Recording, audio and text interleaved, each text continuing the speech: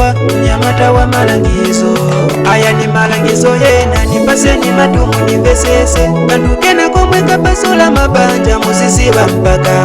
mpaka mwapatisa mabanja ya mbili ya paka mpaka makambidwe usisamalira paka mwa mukama yangula na mkazi ilisabaiwe mulongo wanga usisamalira paka mwa ukama yangula na mwamuna nilina zintu 5 zomwe nifuna kuti nikulangizeni zingamange ukwati wanu osayivala cha number 1 kasini kuyangula niliwotani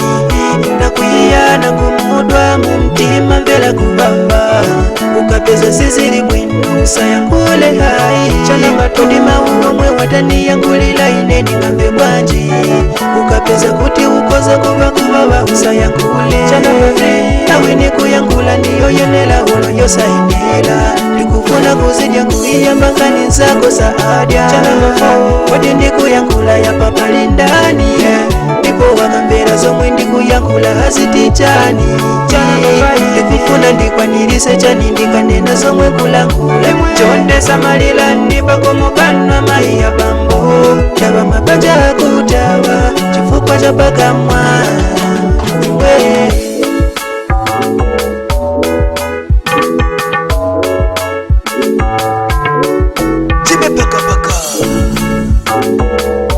wimba wanzero wakumawa bibo jango njiwa auze abambo ngati mwachipeza chiuma pambozi na kazi yanu osabawona woipa kuti ndalama hazidyani mahule ngati mwakula honda gali moto aponziseni ya kazi yanu mukayendo dwala hule sizabwela zambovutika na kazi wanu nilisopa iwe mulongo wanga abandiye ya muona wako kasamalile mayangulidwe ukamayangulana na mwamuna zindu zikavuta sati uyuuze mupuwisa banja zindu zingamange chikwati chanoni cha number 1 kasini kuyangula niliwotani na kuyiyana kumudwa mumtima mbela kubamba ukapeza sizili bwino usayangule hai cha number 2 ndi mauno mwe watani yangulila ineni ngambe bwanji ukapeza kuti ukoza kuba usayangule cha number 3 nawe ni kuyangula niyo yenela ulo yosainela nikufuna kuzidya kuiyamba nkani zako saadia cha number 4 wadi ndi kuyangula ya papalindani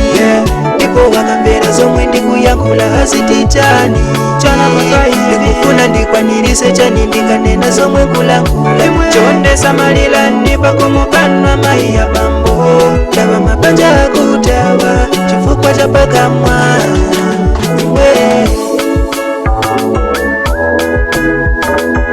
tikaluboboda yabuganzo kutibo nangani naimba popoza vichitika hivi cha number 1 kasini kuyangula niliwotani na kuyiyana kumudwa mumtima mbela kubaba ukapeza sizili bwino usayangule hai cha number 2 ndi mauno mwe watani yangulila ineni ngambe bwanji ukapeza kuti ukoza kuba usayangule cha number 3 nawe ni kuyangula niyo yenela ulo yosainela nikufuna kuzidya kuiyamba nkani zako saadia cha number 4 wadi ndi kuyangula ya papalindani ndipo wakambera zomwe ndi kuyangula hazitichani cha number 5 nikufuna ndikwanirise chani ndikanena zomwe kulangula chonde samalila ndipakomokanwa mai ya bambo chaba mabanja akutawa chifukwa cha pakamwa akula chito bibo jango njiwa Eastern part of Zambia It's the people on the beat. Big question.